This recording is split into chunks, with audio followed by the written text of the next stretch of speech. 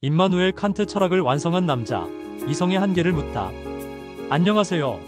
오늘은 인류 역사상 가장 위대한 철학자이자 현대 철학의 아버지, 임마누엘 칸트에 대해 이야기하려 합니다. 그는 어떻게 평생을 한 도시에서만 살며 인간 이성의 한계를 탐구했을까요? 그의 극적인 삶의 전환점과 흥미로운 일화, 그리고 그의 사상을 둘러싼 충격적인 논란들을 함께 살펴보겠습니다. 임마누엘 칸트는 1724년 프로이센의 작은 도시 퀘니히스베르크, 현재의 러시아 칼리닝그라드에서 태어났다. 그의 부모님은 경건한 루터교 신자였고 그는 어린 시절부터 엄격한 도덕적 교육을 받았다. 이러한 가정 환경은 훗날 그가 도덕과 의무를 철학의 가장 중요한 주제로 삼는데 큰 영향을 미쳤다. 그는 퀘니히스베르크 대학에서 철학과 물리학을 공부했다. 그의 인생에서 가장 중요한 전환점은 흄의 회의론을 만난 것이다. 칸트는 젊은 시절 영국의 경험론 철학자 데이비드 흄의 사상을 접하고 큰 충격을 받았다. 흄은 인간은 오직 경험을 통해서만 지식을 얻을 수 있으며 세상의 모든 원리는 인과관계가 아닌 습관의 산물이다라고 주장했다. 흄의 주장은 칸트에게 내가 20년 동안 믿어왔던 독단의 잠에서 깨어났다고 말할 정도로 큰 충격을 주었다. 이처럼 그는 흄의 사상을 통해 자신의 철학적 사명을 발견했다. 그는 흄의 회의론에 대한 답을 찾기 위해 밤낮으로 연구했다. 그리고 1781년 57세의 나이에 순수 이성 비판을 출판했다. 그는 이 책을 통해 인간의 이성이 경험과 선험적 형식의 결합을 통해 지식을 얻는다고 주장했다.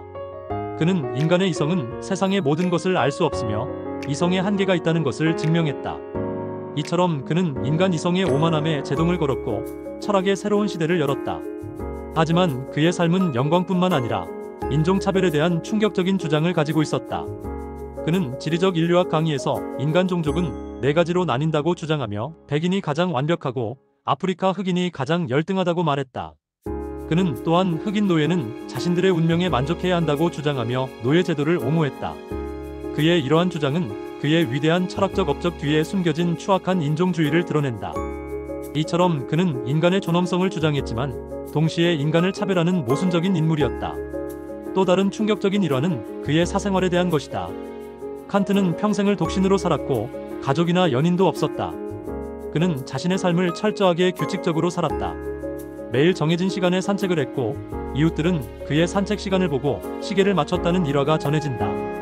그는 친구들을 초대해 만찬을 즐겼지만 만찬은 30분 안에 끝나는 엄격한 규칙을 가지고 있었다.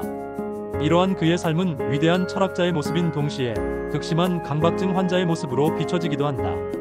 그럼에도 불구하고 칸트는 자신의 철학을 완성하기 위해 모든 것을 바쳤다. 그는 실천 이성 비판을 통해 인간의 도덕과 의무에 대한 철학을 제시했다. 그는 인간은 정언명령 캐터가리컬 임페러티브에 따라 행동해야 한다고 주장했다.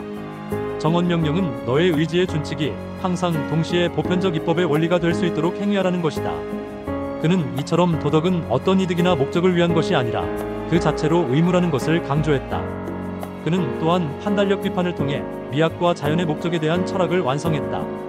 그는 이 책을 통해 아름다움이 개인의 주관적인 감정이 아니라 보편적인 것이라고 주장했다. 그는 아름다움은 목적 없이 만족을 준다고 말했다.